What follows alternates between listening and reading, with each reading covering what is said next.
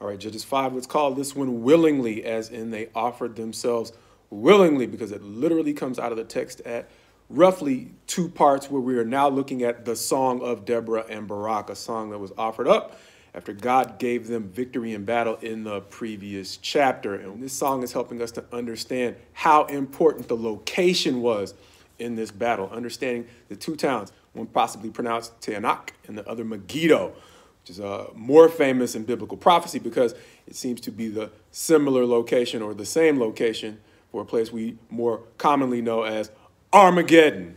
However, it's not just the place that's important. It's the fact that, as we mentioned a few chapters back, the people of God wanted to make deals with the people of the land when they saw how difficult it would be to clear them out. And we said that, to put it in colloquial terms, God seems to have said, okay, if you want to make deals with the people of the land, I'm going to show you what they're really like, giving them the opportunity to see how his warnings were not simply vain advice.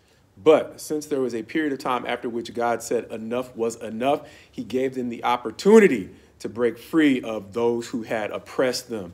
And so in the song, it's saying the way that God delivered them gives credit where credit is due.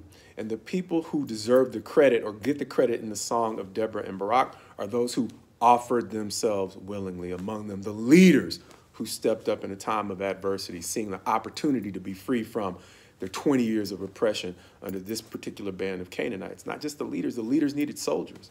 And so those who stepped up among the people and offered themselves willingly are given credit in this song of Deborah and Barak. But then there are going to be some around whom there are some question marks, not a condemnation, but some questions about where were you when we were in battle? But then there is going to come from God or the angel of the Lord a condemnation against one group in particular. And so even though in our positions as people, we may have question marks about times in our life when we were going through it and people we hoped would step up just didn't. We are told to withhold judgment, but there are times when God will step in and offer his judgment to remove all doubt. And that is what we are seeing in this particular psalm. As we saw back with the story of Rahab.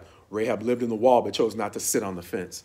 This time God is stepping in to offer a curse for those who sat on the fence in a time of war. But beyond all of that, if we have a practical application from this chapter, it's probably good to understand the way in which God issues rewards, going all the way through to the new covenant, where he says we are all going to have to stand before the judgment seat of God to get the rewards for what we have done in the body, whether good or bad. And so understand this.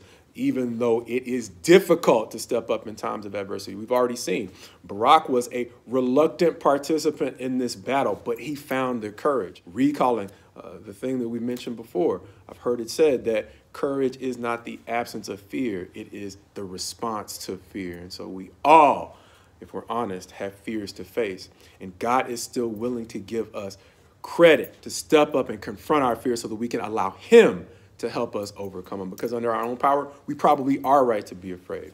But understand, more than simply overcoming fear, as I often say, my prayer for you is my prayer for me, that we learn to forgive in times when we might have been betrayed or let down.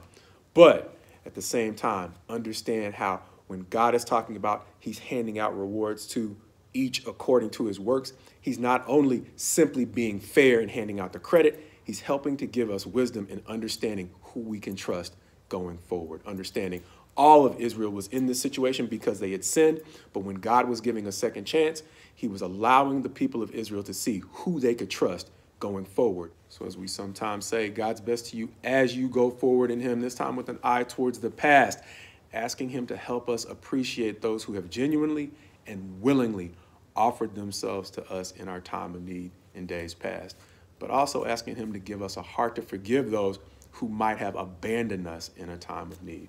But most importantly, going forward, asking God to give us the wisdom to understand who we can genuinely trust as he offers us second chances and, God willing, new opportunities.